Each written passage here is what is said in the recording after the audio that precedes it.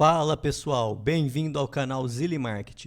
Hoje eu vou falar com vocês sobre esse fundo que foi uma sugestão de uma das inscritas do nosso canal, a Priscila Taumaturgo Ribeiro. No nosso último vídeo, ela se inscreveu no canal, curtiu e deixou a sugestão para falar sobre o QAGR11 e o BETAL11, dois fundos muito interessantes.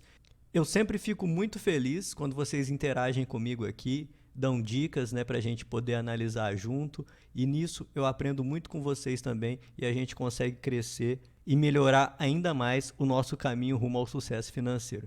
Então eu vou rodar a vinheta aqui para a gente fazer a análise do BETAL11.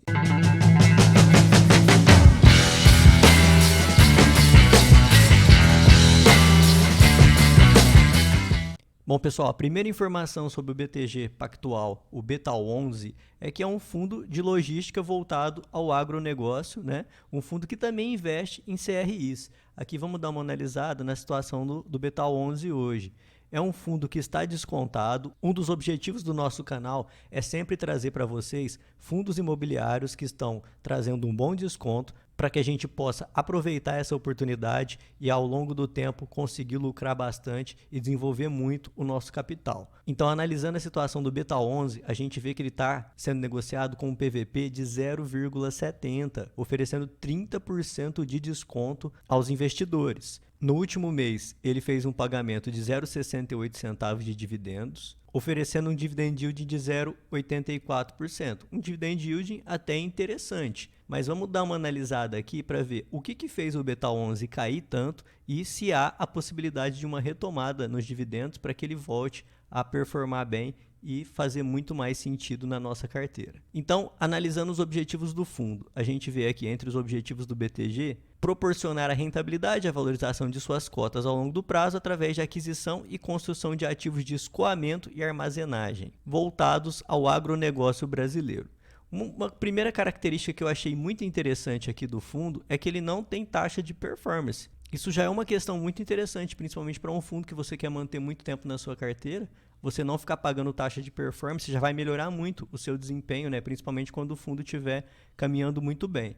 Agora, o que fez os dividendos desse fundo, o BETAL11, cair tanto? E pelo que a gente vê aqui, é a redução do valor dos dividendos. O pessoal no Brasil gosta muito de dividendos, por isso que os fundos imobiliários estão fazendo tanto sucesso, principalmente com os pequenos investidores, mas os pequenos investidores não têm muita paciência quando o fundo começa a passar por algum problema e reduz o pagamento de dividendos. Então, geralmente, eles já vendem logo a cota e saem em procura de um fundo que está pagando uma parcela maior, e entendendo que isso seria uma melhor oportunidade. Mas aqui no nosso canal a gente acaba às vezes fazendo o caminho contrário. A gente procura justamente os fundos que estão com o maior desconto para a gente ver se não é caso de uma oportunidade e a gente conseguir ganhar lá na frente, tanto nos dividendos quanto na valorização da cota. Então, primeira coisa, onde que está na composição do portfólio do fundo, a concentração dos ativos. A gente vê aqui que ele está 67% em imóveis, ele tem 27% em CRIs, um pouquinho em renda fixa e algumas contas a receber. E o principal problema hoje do fundo é justamente esse CRI da Serpasa. A Serpasa não vem conseguindo adimplir com as obrigações referentes ao CRI.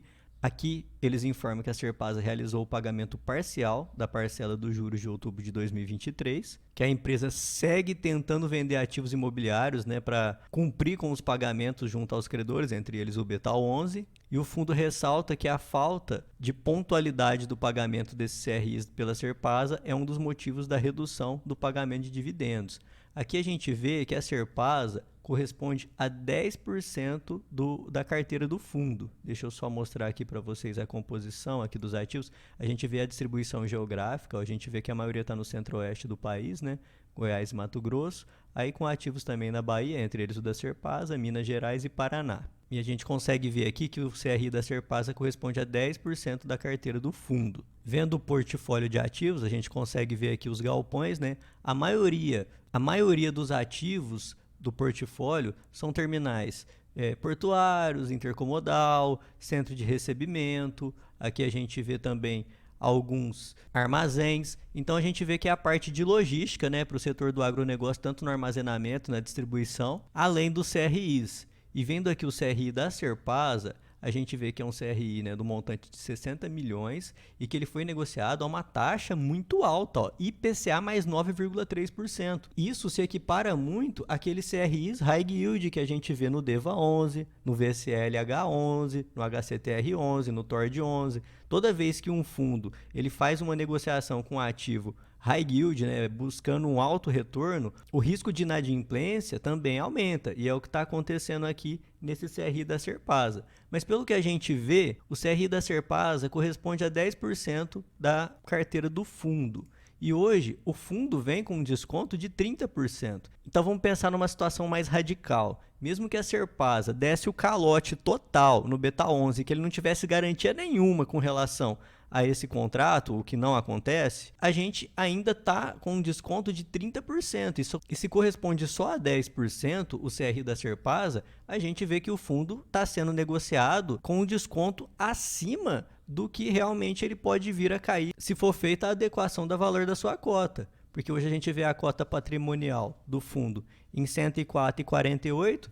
Se a gente descontar aqui 10%, ó, 104,48 menos 10%, que seria um prejuízo total no CRI da Serpasa, ainda seria uma cotação de R$ 94,03, o valor patrimonial por cota. Hoje o fundo sendo negociado a R$ 73,04 parece uma oportunidade, né? Desde que o fundo continue performando bem, desde que os outros ativos continuem locados, né, pagando certinho o aluguel, isso seria aparentemente um bom desconto, né, que a gente veria aqui no Beta 11. Sempre lembrando que esse canal não faz nenhuma recomendação de investimento, tudo que a gente fala aqui tem fins para você estudar, né, um fim meramente educacional, para você estudar se realmente faz sentido na sua carteira. Fazendo só mais um novo levantamento rápido aqui no portfólio do fundo, a gente vê que a maioria dos ativos estão com uma alocação por um período longo, ó. 10 anos a maioria, né? A gente vê aqui ativos por 15 anos, né?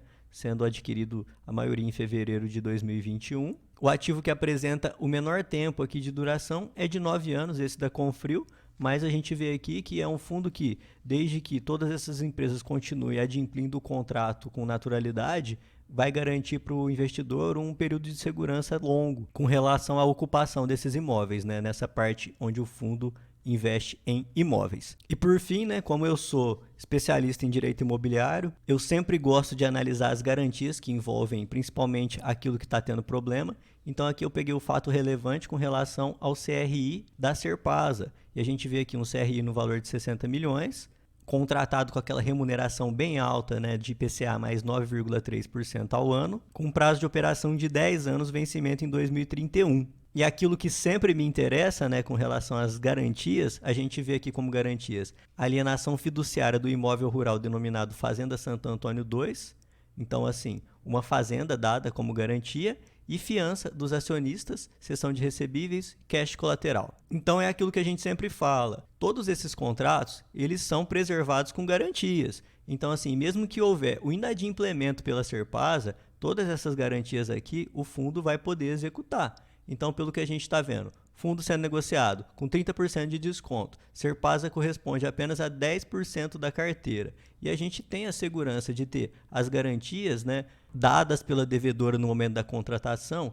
Eu vejo como oportunidade, já disse para vocês, não é nenhuma recomendação de investimento, cada um faz aquilo que acha certo, ganha e perde dinheiro do jeito que achar melhor. O que eu vou fazer? Eu vou reservar sim um pouco da minha carteira para o Beta 11. Eu agradeço muito a nossa amiga Priscila pela sugestão. Eu fico muito feliz sempre que vocês interagem com o canal. Peço para você, interage aqui com a gente, comenta, vê naquilo que você investe, pode falar se tá legal, se não tá legal, porque eu quero aqui é crescer junto com vocês. Um abraço para todo mundo. Se você gostou desse vídeo, deixa seu like, inscreve no canal, acompanha com a gente aqui esses fundos descontados que a gente tem esperança de recuperação para conseguir crescer junto e desenvolver a nossa carteira e o nosso futuro. Um abraço, até mais.